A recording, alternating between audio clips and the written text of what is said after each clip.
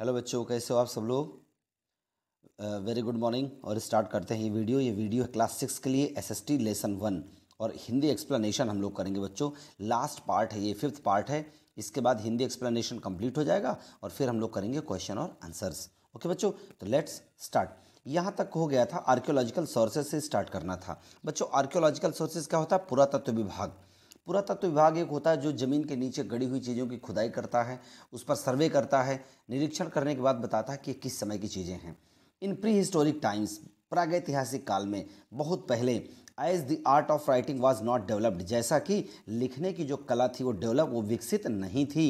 There are no written records, कोई लिखित record नहीं थे, कोई डॉक्यूमेंट नहीं थे ऑफ दैट पीरियड, उस समय के। For knowing about those times, तो उस समय को जानने के लिए वी डिपेंड, हम निर्भर रहते हैं ऑन आर्कियोलॉजिकल एविडेंसेस, यानी कि पुरातत्व के जो एविडेंस यानी कि सबूत होते हैं। विच इंक्लूड्स, जिनमें शामिल क्या होता है बच्चों? रिमेन्स ऑफ मॉन्यूमेंट्स, यानी कि इमारतों के जो खंडहर होते हैं वो होते हैं। कॉइन, सिक्के होते हैं। टैबलेट, सील्स, पॉटरी, आप जानते हैं ये सारी चीज़ें शामिल होती हैं। सील, मुहरें होती हैं, पॉटरी, मिट्टी के बर्तन हो गए, tools, drawings, figurings, images etcetera used by the ancient people. तो ये सारी चीज़ें होती हैं जब आर्कियोलॉजिकल खुदाई होती है। जब ये चीज़ें बच्चों निकलती हैं तब हमें पता लगता है कि किस समय की हैं। आर्कियोलॉजी देखिए क्या है? It is the study of the remains of the past. Archaeology past की स्टडी के बारे में हम लोग जो पास्ट में जो चीज़ें बच गई हैं, जो खंडहर हैं, उनकी पढ़ाई करते हैं, उसको हम आर्कियोलॉजी कहते हैं। Archaeological remains are the objects, buildings and structures which were dug out of archaeological sites. अब देखिए आर्कियोलॉजिकल रिमेन्स क्या होते हैं, जो आर्कियोलॉजिकल खंडहर क्या होते हैं? आर दी ऑब्जेक्ट्स, ऐसी वस्तुएं होती हैं, बिल्डिंग होते हैं, स्ट्रक्चर, ढांचे होते हैं, विच वर डग आउट, जिनको खोदा जाता था ऑफ आर्कियोलॉजिकल साइट्स, जो कि हमारे स्थान होते हैं पुराने ऐतिहासिक, उनमें उन जगह पर जाकर खुदाई करते हैं, फिर देखते हैं उनमें क्या निकला, उस पर फिर स्टडी होती है। ये कौन करता है? आर्कियोलॉजिकल। द आर्कियोलॉजिस्ट्स, ये करते हैं लोग बच्चों, आर्कियोलॉजिस्ट्स, पुरातात्विक वैज्ञानिक। The archaeologists on the basis of this remains unveil, unveil मतलब उजागर करना, द मिस्टीरियस, रहस्यमयी, ऑफ द पास्ट, यानी कि भूतकाल को या इतिहास को। Our knowledge of the Indus Valley civilisation, हमारा जो सिंधु घाटी की सभ्यता, इंडस वैली सिविलाइजेशन, सिंधु घाटी की सभ्यता का जो ज्ञान है, is mostly based on such archaeological remains. वो किस पर निर्भर है बच्चों? ऐसे ही आर्कियोलॉजिकल रिमेन्स पर निर्भर है, इन्हीं पर आधारित है। किसका ज्ञान? सिंधु घाटी की सभ्यता का। मॉन्यूमेंट्स क्या होते हैं? हिस्टोरिकल बिल्डिंग्स, जो ऐतिहासिक इमारतें होती हैं, वेदर इन र्यून्स और स्टैंडिंग, चाहे तो वो खंडहर हो गए, र्यून्स मतलब खंडहर हो गई हूँ, या स्टैंडिंग, या अभी भी खड़ी हूँ। Tell us a lot about the life of people in ancient times, हमें बहुत सारा कुछ बताती हैं। किसके बारे में? लाइफ, जीवन के बारे में, ऑफ पीपल, लोगों के, इन एंशिएंट टाइम्स, प्राचीन समय के। दी एक्सकैवेशन, बच्चों ये मीनिंग आपने लिखी है ना, एक्सकैवेशन यानी कि खुदाई। The excavation sites at Harappa, Mohenjo-daro, Hastinapur etcetera. और ये आप give us a glimpse of life in the past. तो अगर हम इन साइट्स की बात करें, हड़प्पा की बात करें, मोहनजोदाड़ो की बात करें, हस्तिनापुर की बात करें, तो यहाँ जो एक्सकैवेशन हुआ, जो खुदाई हुई, तो क्या हुआ? गिव, वो देती हैं ये सब साइट, जितनी भी जगहें हैं, ये सब गिव अस, हमें देती हैं क्या? अ ग्लिम्स ऑफ लाइफ, जीवन की एक झलक, इन द पास्ट, पुराने समय में जीवन कैसा रहा होगा। जब हम खुदाई करते हैं बच्चों, हमें बर्तन मिलते हैं, हमें सामान मिलता है, तब पता लगता है कैसे रहा होगा जीवन। द रिमेन्स, खंडहर ऑफ नालंदा, नालंदा एक यूनिवर्सिटी थी बच्चों, and the Vikramashila universities, the grand stupas of Sanchi, और सांची का जो स्तूप है, जो नालंदा और विक्रमशिला यूनिवर्सिटीज़ हैं। द अशोका पिलर है। द रथाज एट महाबलीपुरम, जो महाबलीपुरम में रथ हैं। Reveal our glorious past to us, ये सब क्या उजागर करते हैं? हमारा शानदार भूतकाल हमारे सामने लाकर रखते हैं। चाहे वो नालंदा विक्रमशिला यूनिवर्सिटी हो, चाहे महाबलीपुरम के रथ हो, चाहे अशोका का पिलर हो, और चाहे सांची के स्तूप हों। ओके बच्चों, नेक्स्ट देखिए, एडिक्ट्स एंड इंस्क्रिप्शंस। एडिक्ट्स होता है बच्चों शिलालेख, इंस्क्रिप्शंस होता है लिखाई करना, लेकिन एडिक्ट्स मतलब सिर्फ पत्थरों पर लिखाई करना, और इंस्क्रिप्शंस कॉपर प्लेट्स पर या पत्थर दोनों पर लिखाई करना। The writings engraved on rocks, stones, pillars, metal plates, clay tablets etcetera. कहते हैं कि जो लिखाई इनग्रेव्ड खुदाई करके की जाती थी। कहाँ? चट्टानों में, पत्थरों में, खंभों में, या मेटल प्लेट्स यानी कि किसी धातु की प्लेट में, या क्ले टैबलेट्स या मिट्टी के बर्तनों में are called inscriptions. An edict is a royal command engraved on stones. Edict क्या होता था बच्चों? एक रॉयल कमांड होता था, यानी कि शाही शासनादेश होता था, जो कहाँ इनग्रेव्ड, कहाँ खुदाई की जाती थी? स्टोन यानी कि पत्थरों में, पिलर्स में। Several edicts of Emperor Ashoka provide us a lot of information about his achievements and socio-economic life of his people। तो जब हम लोग आज पढ़ते हैं उन एडिक्ट्स को, उन इंस्क्रिप्शंस को, तो पता लगता है कि पुराना जीवन कैसा रहा होगा। लिखा है several addicts of emperor Ashoka, शासक अशोक के बहुत सारे ऐसे एडिक्ट्स हैं जो क्या करते हैं? प्रोवाइडर्स, उपलब्ध कराते हैं, अ लॉट ऑफ इन्फॉर्मेशन, हमें बहुत सारी जानकारी, अबाउट हिज अचीवमेंट्स, उनकी जो उन्होंने हासिल की हुई चीज़ें थी, एंड सोशियो इकोनॉमिक, और सामाजिक आर्थिक जो जीवन था, लाइफ थी उसके लोगों की। सिमिलरली, ठीक वैसे ही, the Hathi Gumpha inscriptions of Kharavela and the Junagadh rock inscriptions of Rudradaman provide authentic information of those times. तो ये भी कुछ इंस्क्रिप्शंस हैं, कहाँ के बच्चों? हाथी गुम्फा और जूनागढ़ के, जो हमें अथेंटिक मतलब सत्य, असली जानकारी उपलब्ध कराते हैं। कॉइन्स बच्चों, न्यूमिस्मैटिक्स, ध्यान रखना बच्चों इस वर्ड को। Numismatics is the study of coins, यानी कि ऐसे लोग, जब हम लोग सिक्कों का अध्ययन करते हैं तो उस सिक्कों के अध्ययन के जो विज्ञान है, जो क्रिया है, उसको कहते हैं numismatics is the study of coins. It throws a great deal of light on ancient times. ये क्या करता है? It throws a great deal of, ये एक भरपूर मात्रा में प्रकाश डालता है पुराने समय में। Coins made of different metals, जो कॉइन्स थे वो मेड ऑफ, बने होते हैं किस चीज़ के? डिफरेंट मेटल्स, अलग अलग धातुओं के। Provide information on the development of science and technology, और हमें क्या उपलब्ध कराते हैं? साइंस और टेक्नोलॉजी के बारे में सूचनाएं प्रदान करते हैं। The language engraved on them, उन पर कोई लैंग्वेज लिखी होती है। रिवील्स द एग्जैक्ट पीरियड, तो वो क्या रिवील करती है, क्या उजागर करती है बच्चों? क्या हमारे सामने प्रस्तुत करती है? Exact period to which the coins belong, कि जिस समय से वो सिक्का किस समय से संबंधित है, वो चीज़ उपलब्ध कराती है। वाइल द पिक्चर्स, जबकि जो उसमें पिक्चर बनी होती है या फिगर बना होता है, throw light on the art, culture, society, religion, economy and administration of the period. तो उसका सिक्के की फ़ोटो देख के पता लगता है बच्चों कि उस समय कैसी कला रही होगी, कैसा कल्चर, संस्कृति, कैसा सोसाइटी, समाज, या रिलीजन, धर्म, इकोनॉमी, अर्थव्यवस्था, या फिर एडमिनिस्ट्रेशन या शासन कैसा रहा होगा उस समय। ये सब पता लगता है सिक्कों में बनी हुई जो इमेज होती है। ओके बच्चों।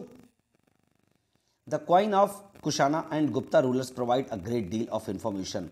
तो गुप्ता काल के और कुषाण काल के जो सिक्के हैं उनमें से बहुत सारी जानकारी मिलती है on the religion and administration of those monarchs.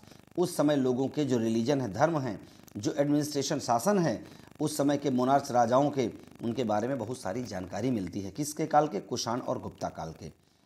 अब बच्चों नेक्स्ट हेडिंग देखिए, आर्टिफैक्ट्स यानी कि कलाकृतियाँ of works of art include sculptures, statues and paintings. ये आर्टिफैक्ट्स क्या होते हैं बच्चों?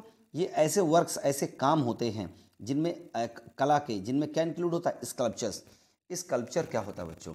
आप देखते हैं कोई स्टोन होता है तो पहले तो हम उसे स्टोन बोलते हैं, लेकिन एक कौन होता है कि जब हम उसे स्कल्पचर करते हैं यानी कि उसकी नक्काशी करते हैं तो एक मूर्ति बन जाती है।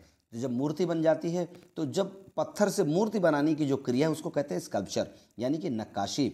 स्टैचू बनाए जाते हैं, पेंटिंग की जाती है, which help us in reconstructing the cultural life of the ancient people who made them. उससे हमें पता लगता है, रिकन्स्ट्रक्टिंग, दोबारा बनाने में पता लगता है क्या? कल्चरल लाइफ, उनका जो सामाजिक या सांस्कृतिक जीवन था एंशियंट पीपल का, जिन्होंने उसको, हु मेड देम, जिन्होंने उन चीज़ों को बनाया। The specimens found at Takshashila belonging to the period of Kanishka throw light on the Gandhara art and religious beliefs of the Kushan kings. तो जो चीज़ें हमको स्पेसिमेन यानी कि जो सैंपल मिले बच्चों, कहाँ? तक्षशिला में, वो कब से संबंधित थे? Belonging to the period of Kanishka काल के समय से संबंधित थे। और वो क्या प्रकाश डालते हैं? Throw light on the Gandhara art पर प्रकाश डालते हैं, एंड रिलीजियस बिलीव्स, और जो धार्मिक विश्वास हैं उन पर डालते हैं, of the Kushan kings, Kushan के राजाओं के। The images and paintings in the Ellora caves reveal the exquisiteness of contemporary sculptures of the Gupta period. तो बच्चों जो एलोरा की गुफाएं हैं, आपने सुना होगा एलोरा अजंता महाराष्ट्र में गुफाएं हैं, वो क्या करती हैं, दी एक्सक्यूट जो एक्सक्यूसाइटनेस है कंटेम्प्रेरी उस समय की स्कल्पचर की of the Gupta period, Gupta period के समय में जो कलाकृतियाँ की गई, जो नक्काशी की गई अत्यधिक सुंदर, उनके बारे में बताती हैं। The paintings and free cost at Ajanta Ellora and other places reveal the contemporary society economy and art of that period. यही सारी पेंटिंग्स जो हैं, भले वो अजंता एलोरा में हों या दूसरी जगह पर हों, वो हमें बताती हैं कि उस समय समाज में, सोसाइटी में इकोनॉमिक और आर्ट का क्या महत्व था। ओके बच्चों, लिटरेरी सोर्सेज, अब ये तो हो गया आर्कियोलॉजिकल सोर्सेज। अब हम लोग बात करते हैं लिटरेरी यानी कि साहित्यिक सोर्स, साहित्य सोर्स की, कि साहित्य से हमें कैसे जानकारी मिलती है। बच्चों अगर हम आप कोई स्टोरी पढ़ते हो तो इस स्टोरी से ही तो पता लगता है हमें कि आज के 500 साल पहले क्या था, 1000 साल पहले क्या था। वो लिटरेरी सोर्सेज होते हैं, साहित्य के स्रोत होते हैं वो।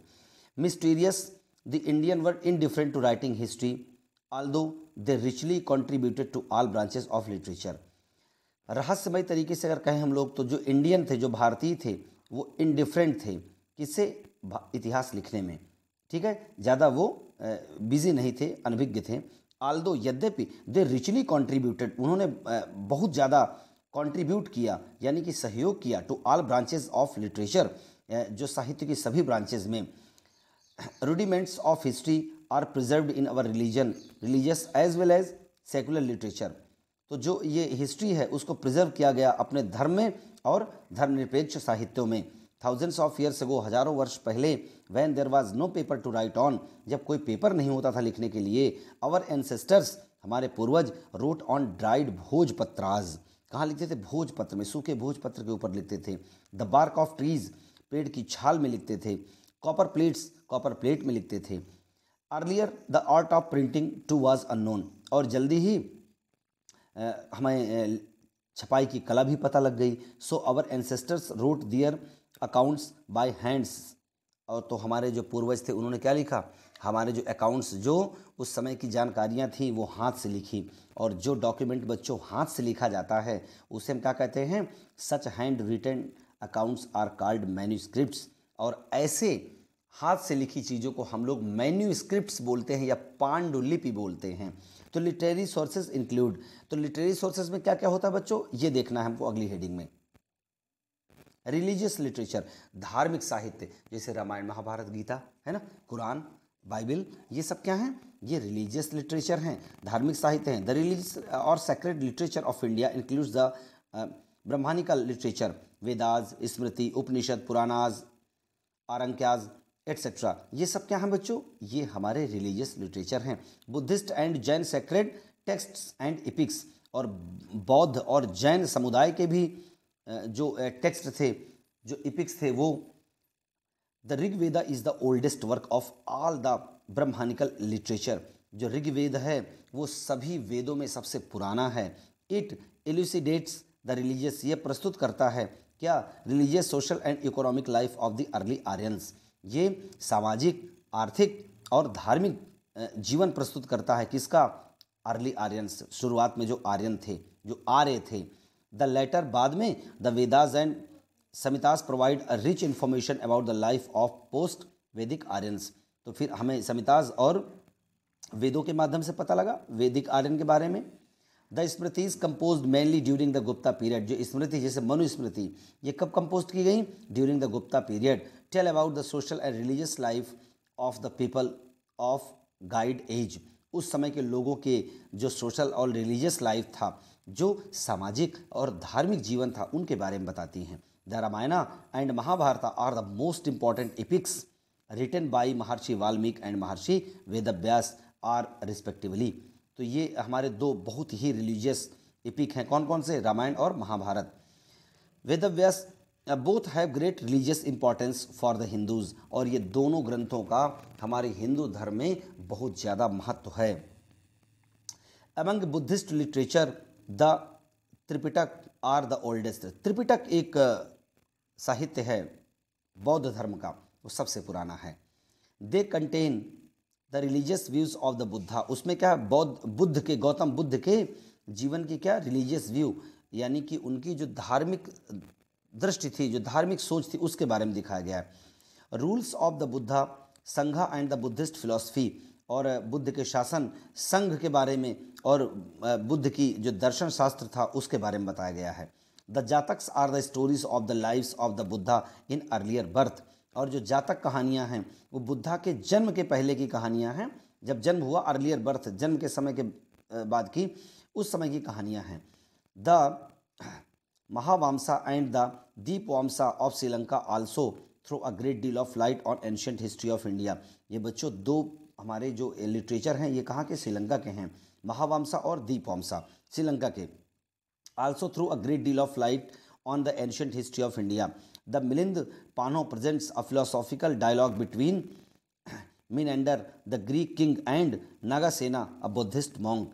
तो मिलिंद ने क्या किया था, मिलिंद पानो ने प्रेजेंट किया था एक फिलोसॉफिकल डायलॉग बिटवीन, इनके बीच में, किसके, मेनांडर द ग्रीक किंग, जो ग्रीक का राजा था, एंड नागासेना, जो बुद्धिस्ट मॉन्क यानी कि भिक्षु था, बौद्ध भिक्षु था।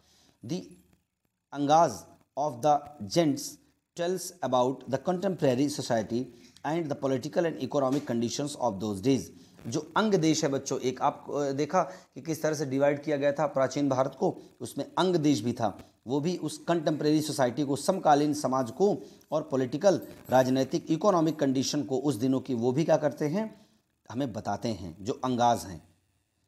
सेकुलर लिटरेचर बच्चों, it includes work other than the religious. जो सेकुलर होता, धर्मनिरपेक्ष होता है, यानी कि उसको किसी धर्म से मतलब नहीं, तो वो ऐसे भी बहुत सारे हमारे लिटरेचर हैं। The grammatical works of Panini like Ashtadhyayi and Mahabhashya contain valuable historical information of that period. इनमें बहुत सारी उपयोगी जो ऐतिहासिक जानकारियाँ हैं उस समय की वो उपलब्ध हैं। मुद्राक्ष बाई विशाखा दत्त, तो ये एक थी बच्चों मुद्राक्षस, विशाखा दत्त के द्वारा लिखी हुई। काटा सरिता सागर by सोमदेवा and Brihat Katha Manjari by Kshemendra tell of some events of the Mauryan period. ये मौर्य पीरियड के समय में, मौर्य वंश के समय में लिखी गई थी। Kautilya's Arthashastra is a treatise on political science and statecraft written during the modern period. तो कौटिल्य की जो अर्थशास्त्र है वो मॉडर्न पीरियड में लिखी गई। Nitisara by Kamandaka informs about the political system of the Guptas. ये एक है बच्चों नीतिसारा, जो गुप्ता पीरियड के पॉलिटिकल सिस्टम के बारे में बताती है। पतंजलि, इस तरह से बहुत सारी इसमें देखेंगे आपकी लिटरेचर। और जो बच्चों इटैलिक नाम दिए हुए हैं ना, आप इन सभी इटैलिक नाम को आप लोग एक बार यूट्यूब में इन हिंदी डाल के सर्च कर सकते हैं और आपको जानकारी मिल जाएगी। तो कुछ थोड़ी सी सेल्फ स्टडी भी हमको करना है। ओके बच्चों, ये देखिए, ये फॉरेनर्स अकाउंट्स इसमें दिया हुआ है। तो बच्चों वीडियो बहुत लंबी हो रहा है और हम लोग क्या करेंगे कि इसको आपको सेल्फ स्टडी करना है, जो चीज़ समझ में, जैसे फॉरेनर्स अकाउंट्स या जो भी इटैलिक आपको ऊपर देखिए राज तरंगिणी लिखा हुआ है, जो कश्मीर के राजाओं के बारे में है। तो ये सारी चीज़ जब आप डालेंगे यूट्यूब में, हिंदी इन हिंदी, राज तरंगिणी इन हिंदी, तो समझ में आ जाएगा आपको तुरंत। ओके बच्चों, तो ये लेसन आपका इस तरह से फिनिश होता है और हम लोग मिलते हैं अगले वीडियो में इसकी एक्सरसाइज में।